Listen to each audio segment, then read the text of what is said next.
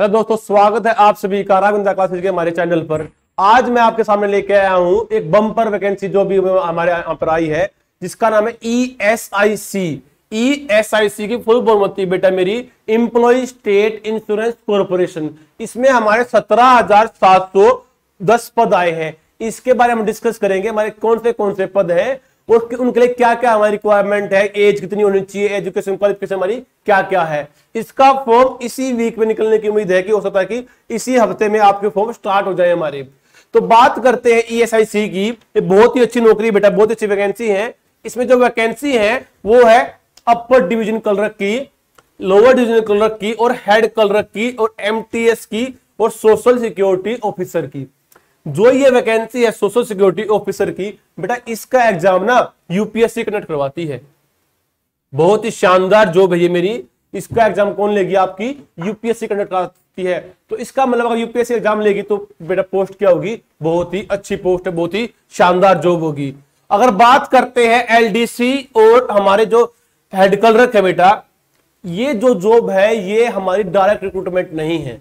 मतलब कि इसके फॉर्म जो बच्चा जॉब नहीं कर रहा है वो नहीं भर सकता है। ये सिर्फ और सिर्फ जो आदमी ESIC में वर्किंग है ना बेटा, उनके लिए ही है ये मेरा, उनके लिए ही है। उसमें भी क्या है, 75% तो क्या होगा प्रमोशन से होगा और 25% है जो इसने हमें नोटिस में बताया है वो एग्जाम से होगा। यानी कि जो हमारा ESIC में वर्किंग है, जैसे ग्रुप D में होगा, ग्रुप C में होगा, उसको हेड क्लर्क पे जाना है तो 75% तो होंगे प्रमोशन से और 25% होंगे एग्जाम देके। यानी कि इन दोनों वैकेंसी के लिए आप लोग एलिजिबल नहीं हैं।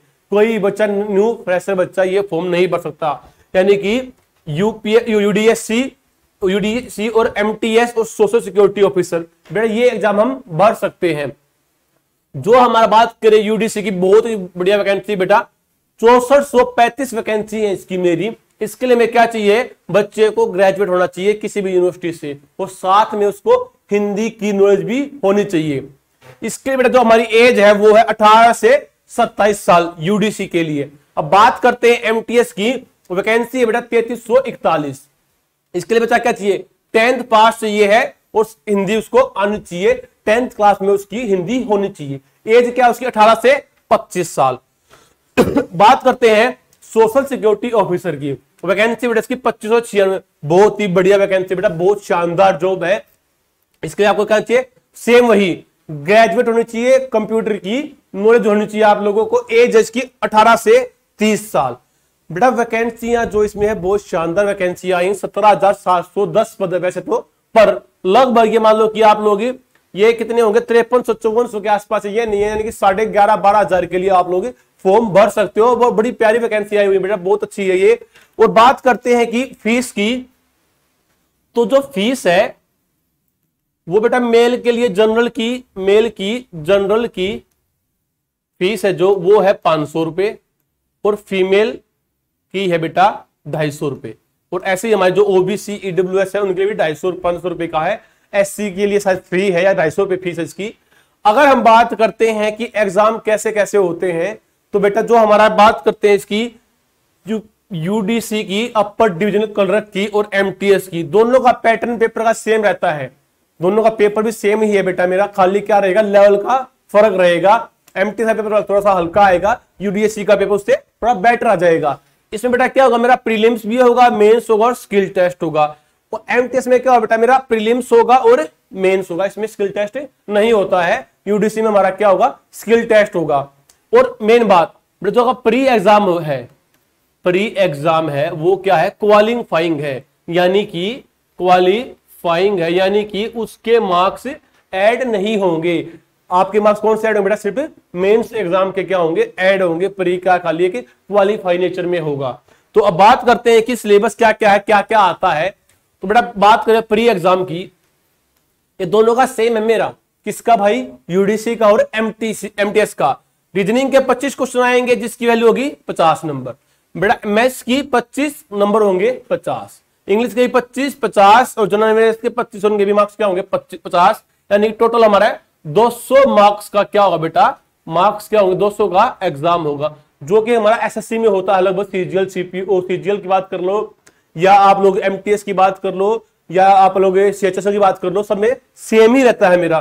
तो जो बच्चा एसएससी की तैयारी कर रहा है उसके लिए बहुत ही शानदार मौका है, वो इसका एग्जाम बड़े प्यार से निकाल सकता है। ये बेटा दोनों का सेम है, किसका भाई, यूडीसी का और एमटीएस का। अगर बात करें हम मेंस की, मेंस में हमारा क्या रहेगा, सेम ही रहता है, सिर्फ डिफरेंस क्या आता है भाई, उसमें 25 क्वेश्चन थे, मेंस में 50 क्वेश्चन होंगे और मार्क्स होंगे 100। मैथ्स बेटा same 50 question 100 marks, English 50 question 100 marks, general awareness 50 question 100 marks, यानी कि 400 मार्क्स का बेटा क्या होगा हमारा मेंस होगा। यानी कि जो आपकी कट ऑफ लगेगी वो किससे लगेगी भाई, 400 मार्क्स से लगेगी। सिलेबस सबका क्या वही सेम है, एमटीएस का और यूडीसी का। हाँ, जो बात करते हैं हम, अगला हमारा क्या है, तो सिक्योर एसएससी है, एसएसओ बोलो, एसएससी बोलो उसको, सिक्योरिटी वाला जो ऑफिसर का, जो इसका एग्जाम यूपीएससी लेती है, जिसका एग्जाम कौन होता है बेटा मेरा, यूपीएससी लेती है। उसकी बात करें हम प्री में एग्जाम की, तो उसमें क्या क्या आता है बेटा मेरा, इंग्लिश आएगी हमारी, और साथ में रीजनिंग एबिलिटी, रीजनिंग और क्वांटिटेटिव या मैथ्स बोल दो उसको, क्वांटिटेटिव एप्टीट्यूड बेटा, ये हमारा 3 ही आएंगे। इसमें क्या है, ये कितने क्वेश्चन का हो भाई, इसमें 30 क्वेश्चन आएंगे दोनों, इसमें 35 और ये 35। मार्क्स की बात कर लेते हैं, 30 मार्क्स का बेटा ये 35 का ही होगा, यानी कि हर क्वेश्चन क्या है बेटा मेरा 35 मार्क्स का, 1 मार्क का है, टोटल मार्क्स होंगे मेरे 100।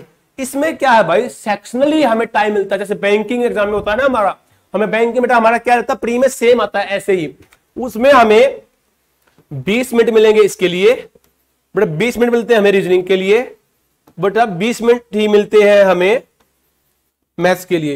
यानी कि इसमें क्या है भाई, एसएससी वाले पेपर में टाइम डिवाइड कर रखा है, पेपर होगा 1 आवर्स का, पर 20-20 मिनट का हर सेक्शन के लिए हमारा टाइम होता है। इसमें यह नहीं है कि आप पहले इंग्लिश कर दी तो आप सबमिट कर दो, आपका रीजनिंग चालू हो जाएगा, नहीं, इंग्लिश खत्म होने के बाद ही हमारा क्या होगा बेटा, रीजनिंग सेक्शन ओपन होता है, यानी कि हर सेक्शन के लिए 20 मिनट मिलते हैं। ये हमारा प्री का है, जैसे कि बैंकिंग में आता वैसा ही बेटा प्री होता है इसमें हमारा।